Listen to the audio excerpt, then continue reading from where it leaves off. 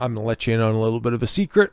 Small talk makes me want to pull out every single one of my hairs, a single strand at a time. There is nothing more obnoxious than just talking about the weather, talking about what you're wearing, where did you get that, what are you doing, I just want to put a gun in my mouth and start the trigger, okay?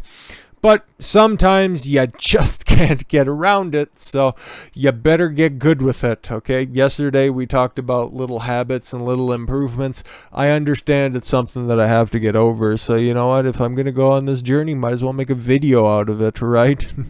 Not everybody can make small talk in work or social settings. Yeah, I just normally walk away or just like one word answers or just little nods. Like, okay, cool. If you don't have anything substantive to talk about, I don't have any time for you. I still like that. It still works for me, but you know what? Sometimes you just gotta make the goofy little small talk, or maybe this is things that are exclusively for women. Oh, anyways, it's a great icebreaker and may even lead to new friendships. All of those sound terrible. Here are tips on how to master chit chat and become an expert at brief, meaningful conversations. Cool. Say something nice. Boring. Smiles are contagious. Cool. Make it about them. Yeah, that's okay. The first thing that we're going to stop on, mostly because I see Epictetus there, one of the great Stoics of all time. We have 2 ears and 1 mouth, so we can listen twice as much as we speak. Yeah, and if you really want to engage somebody in conversation, like if you just have bigger goals, you have bigger aspirations, you have a reason to be talking to them, the easiest way to initiate a conversation is to, yes, go up to them with a smile. Yes, be complimentary, but not patronizing. Don't be obnoxious with your commentary. Okay, say something unique about it. Say something unique about their appearance. Say something unique about their jewelry. Notice something that doesn't quite seem cliche, like, oh, I love your hair. Where did you get it done? Okay. If you notice something new, it's somebody that you've known or recognized for a while. You notice something changed about them, and you question them about that, and then you just start to open it up from there, because the most popular topic, or the thing that somebody wants to talk about the most, is normally number 1, themselves, unless you're like me and you hate small talk and you only want to talk about big overarching concepts. But whatever. I know I'm unique. I know I'm special. Not like helmet special, but like different than most of the population. Not interrupting the conversation to tell your own story shows respect and good manners and active listening and follow-up questions about the topic that they're discussing, instead of just thinking about what your rebuttal is and then just nodding and waiting for a pause in the conversation to interject your worthless opinion, because that's normally what it is. Maintaining eye contact, but not to a point where you just come across as a serial killer, just staring into the camera without ever blinking. You just stare constantly. You never ever blink. You never break eye contact. That can be weird, okay?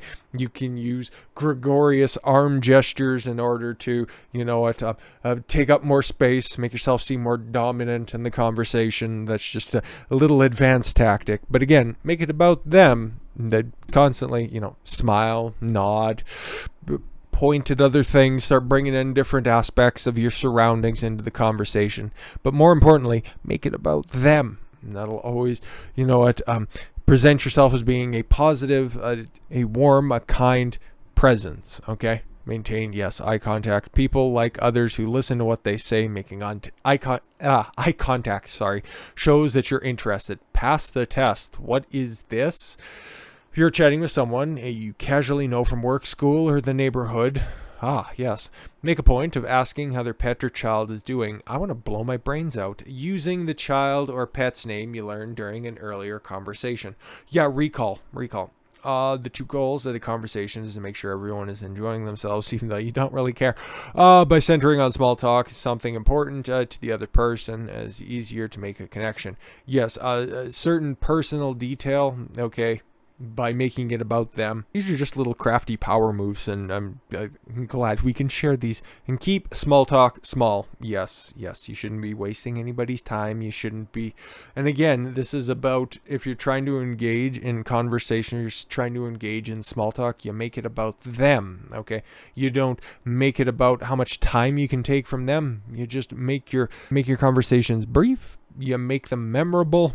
and then you leave them wanting more, because nothing's worse than trying to engage in small talk that never ends and then just degenerates into, yeah, it was crazy. Yeah. Oh, but do you remember? Nothing is worse than that. It honestly makes me want to down a glass of Jim Jones' favorite drink. Not everyone enjoys chit-chatting, so they stop or never start talking. Fill the awkward silence with a smile, saying something innocuous such as, "Isn't it a great place to hold a party?" Honest, what, like a corner or a closet for you to stand in? Or how did you meet Sid and Nancy? Oh, and again, they didn't talk about this. And again, if you want to drag the conversation out, you don't ask close-ended questions, okay? You don't ask like, okay, yeah, that's obviously an open-ended question, okay? How did you meet Sid and Nancy? Because at least you're going to be getting a follow-up statement from that, not, hey, you know Sid and Nancy? Yes. Okay, how do you know them? Okay, you could have got that to begin with, okay? And then you can start building on questions after that if you want to start getting down, you want to start digging down onto that person, and you want to have the active conversation there. That's what you need to do, okay? But again, for icebreakers, like they're saying, Joey Tribute, is that the Friends person? I don't know. I don't watch bad television. Hey, how you doing? That makes sense, okay? If you need to break the ice, I guess. But again, small talk, I'd rather blow my brains out. Like some of the points and some of the little tips that I offered to you, how can you have deeper conversations with strangers? There's a bunch of different tactics that you can take if you, I don't know, like to meet new people.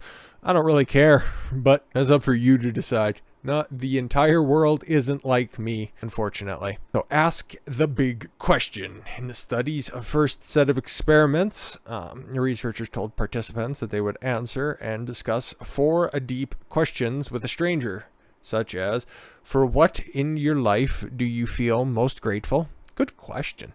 And can you describe a time that you cried in front of another person? Oh, no. After reading the questions, but before meeting their randomly assigned conversation partner, that sounds fun, participants predicted how interested they could be in hearing the other person's answer, how interested they'd expect the other person would be in hearing their answer, how awkward they would feel during the conversation, how much they would like the other person, and how happy they would feel about the conversation. After 10 minutes spent discussing the deep question with their partner, participants answered questions about how the conversation actually went. Overall, participants weren't very good at predicting how the conversation would go. They underestimated how interested they would be in their conversation partner, mostly because a bunch of people are more predisposed and experienced in surface level conversations that are just like about people and never really talking about events or concepts. I hate all of that. Not only does having a deep conversation with another person seem to be a surprisingly positive experience, it seems to be more positive than having a shallow conversation, researchers are out. Wow. Okay. Like I've made it abundantly clear, I'm not a big fan of small talk. I'm not really a big fan of other people. Sorry, it's just the case. But whenever you talk with somebody else, you always have to expect that they're going to know something that you don't. They're going to have an expertise in something that you don't have.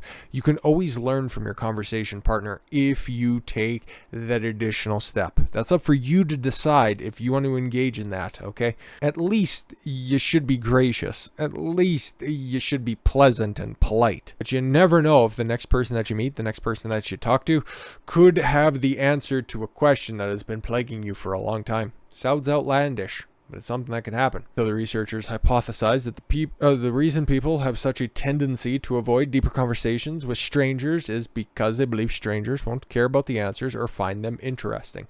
Experiments bore this out. For example, in one experiment, participants were able to choose from a list of shallower and deeper questions to answer with a stranger. Participants who were told beforehand that people tend to underestimate how strangers will care about each other's answers selected significantly more of the deeper questions than did participants who were told people tend to overestimate the caring of strangers. Throughout the experiments in the study, a simple theme emerged.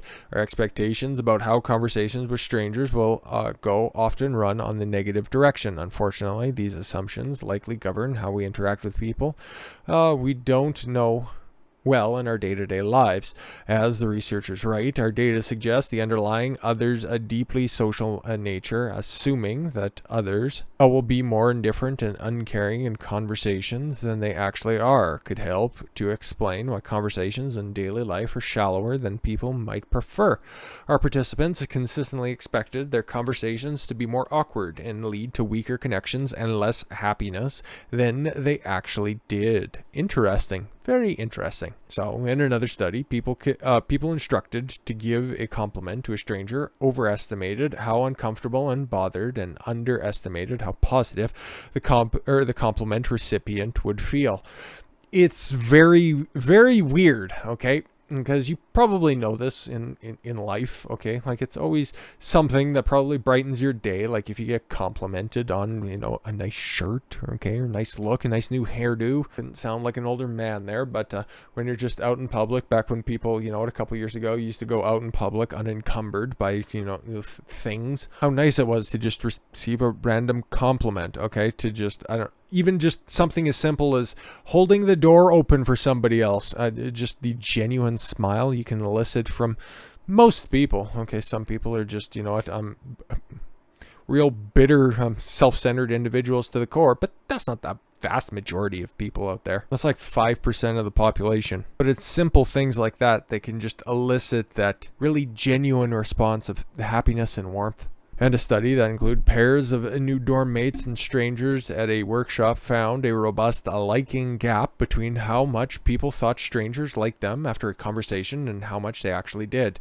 Together, these studies show that we might benefit from experimenting with talking to strangers, even if we don't feel like it, and consider moving beyond small talk when we do engage with these conversations. Yeah, but again, some people just might be vapid, and they just might be 1 degree above plant life. You don't need to have deep conversations with the people that you know aren't going to bore out anything into the future, but you should always be cognizant that there is some pearl of wisdom that they have.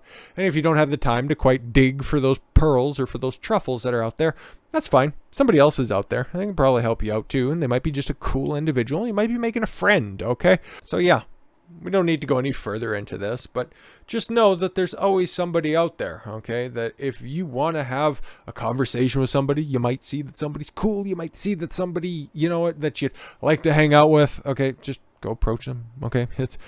What's the worst they can say? Literally, no. They just look at you like you're stupid or something. That's fine. They probably suck as individuals, but if you take the initiative, you just give out a random compliment, you do something nice, you make it about them, and then you just widen the conversation from there. You probably find something worthwhile in life, and you can just always lay those bricks. Just another old trick that's out there. Yes, conversations, because you're not going to be a rock star. You're not going to be the most eloquent individual once you first start. Take a look at some of my very old videos for just proof of concept of that. But yes, you start doing a repetitious action every single day. You start having different random conversations with strangers 3, 4, 5, 10 times a day. You're eventually going to get to the point where you can just breeze through a couple of opening questions and you can just have somebody explaining their life story to you in a matter of minutes. You think that it might sound insane, but it's things that can happen. That's for sure. All you need to do is just take the initiative. Of course, if you want to. Otherwise, you can be like me. Just be a hermit. It's fun. With that said, thank you all very much for the gift of your time. I've been Don Consuelo. I want you to follow your gut and get after it. Take care, everyone.